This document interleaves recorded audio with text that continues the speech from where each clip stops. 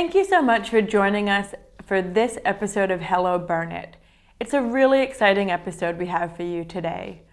First up, I'm going to be chatting with John Gillette. He's the chair of the Mill Hill Neighbourhood Forum. After that, we have Tony Lewis. He's the CEO of Barnet Youth Zone. Both conversations center around the regeneration of the borough and construction of some really incredible public spaces that are going to be benefiting young people, old people, everyone who's working and living in the borough.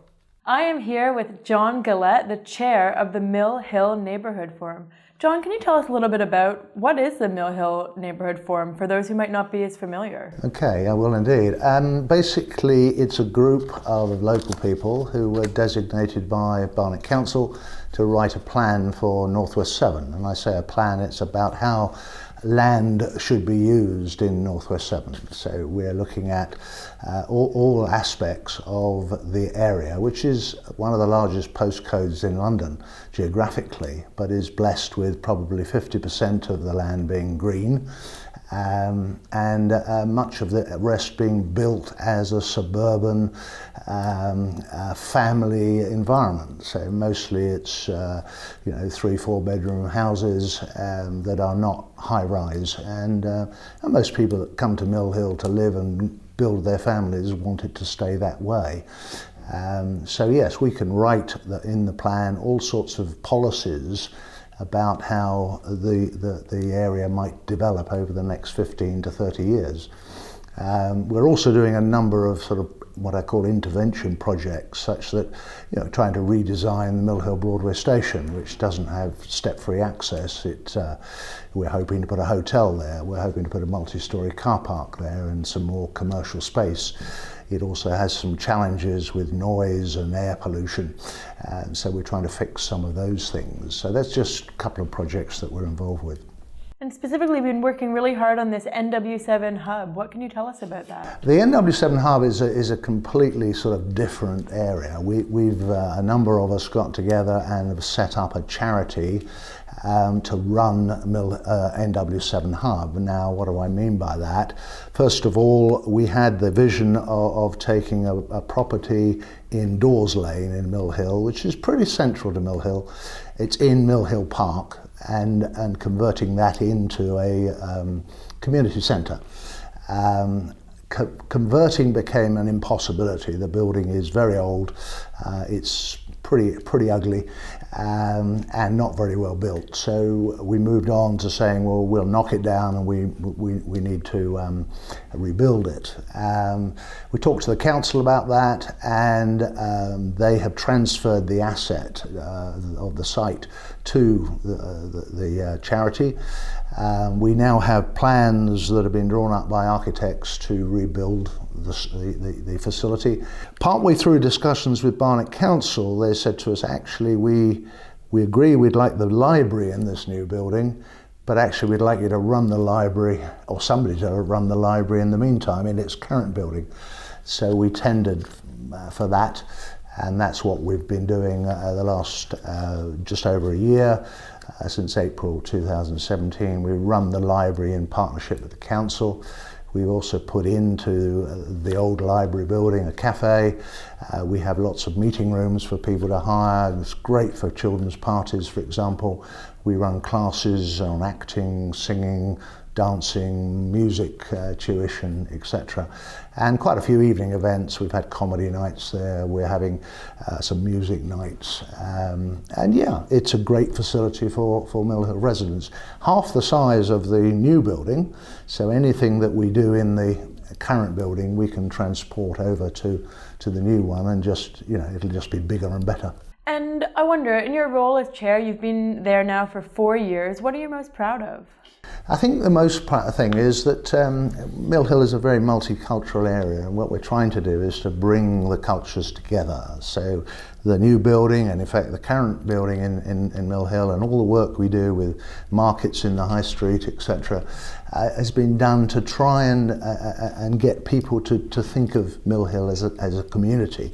Yes, there's a Catholic community, there's a Christian community, there's a Jewish community, there's a Muslim community, but actually we'd like to see them all coming together and working together. We think that's a very important thing. Fantastic. Well, it sounds like you're well on your way to doing that, and thank you so much for coming in today to chat with us. I'm here with Tony Lewis, who is the CEO of Unitas Barnet Youth Zone. Tony, you've really built your career sort of working with young people and disadvantaged young people through your role at Connections and also as a Barnet Youth Offending team member. Can you tell me a little bit about what are the challenges facing young people in Barnet at the moment?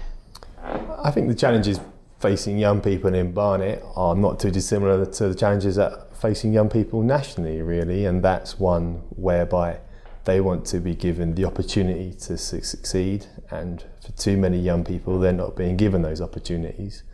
And something like a youth zone such as Unitas being built in Barnet, we hope can help support those opportunities. Young people frequently get demonised in the media, they frequently get stigmatised, and that's something that's always, the frustration with that has always driven me to try and give young people as many equal opportunities as others, really. Now, it's not opening until 2019, so can you sort of walk us through what people can expect and look forward to from Unitas Youth Zone?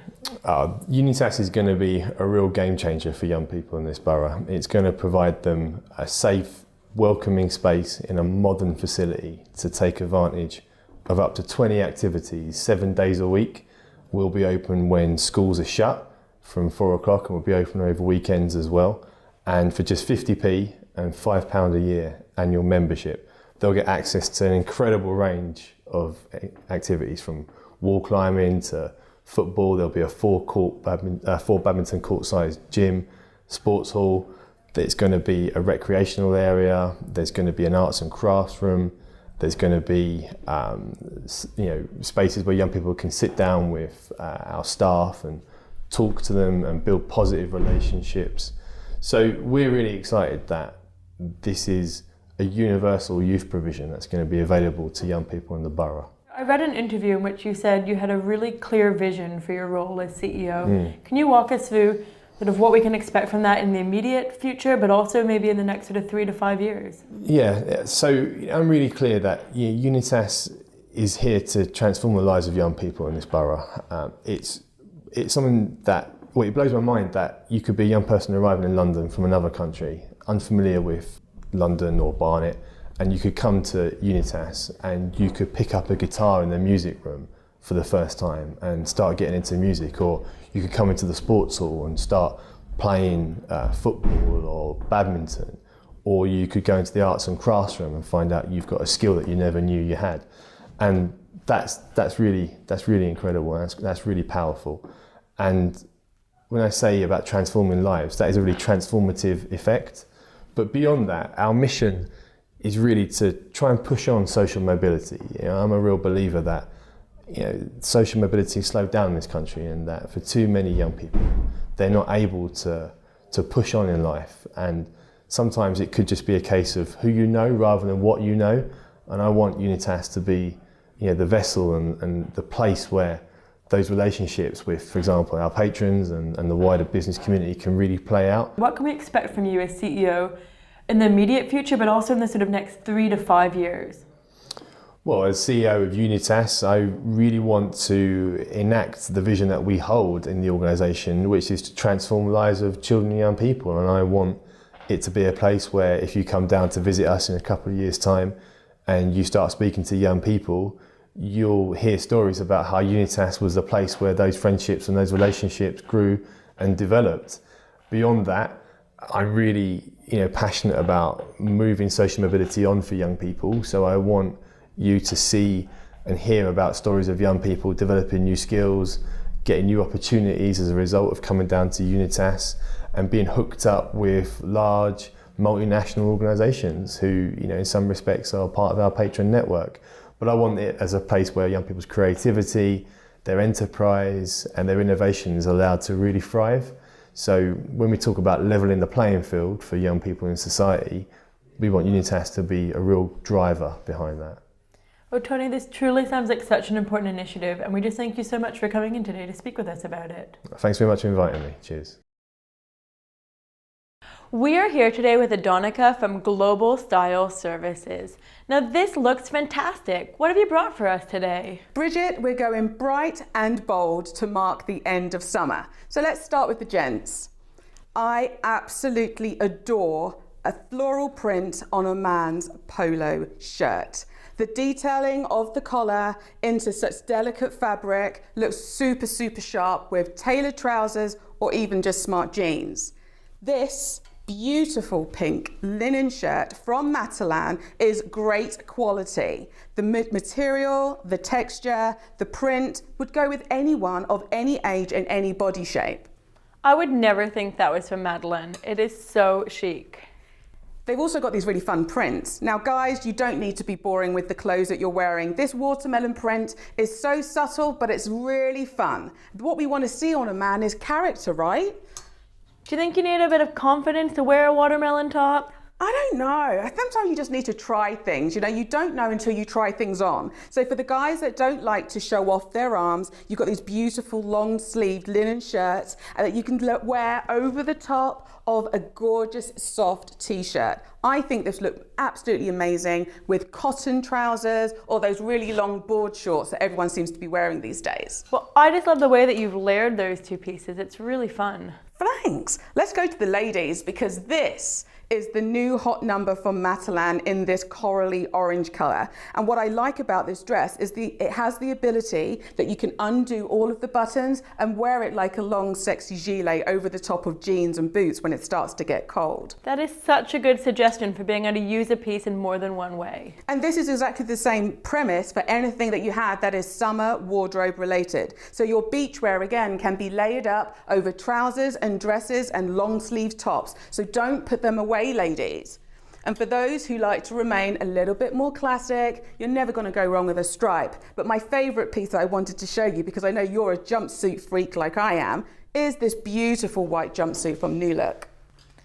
I think what's great about this is the off the shoulder look mean that you could really like wear it out. You could wear it for like a party and feel super sexy. Day to night, Bridget, day to night. And just to finish off, all of our summer accessories, again, should be kept out of the wardrobe for another month or so. So a tassel bag, lovely fringing, or the slides that normally we wear with the toes out, but having your toes covers means that when we have a few little rainy days, we can still survive. So keep your summer accessories out, ladies. That is such a good sort of end of summer, moving into autumn suggestion. Love it.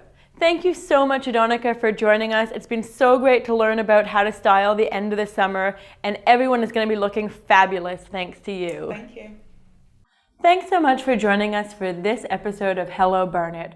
We've had some really fascinating conversations today with John and Tony as well. Weren't those great styling tips that we received from Adonica? I really feel ready to end the summer. So thanks so much. Follow us on social media and we will see you again soon.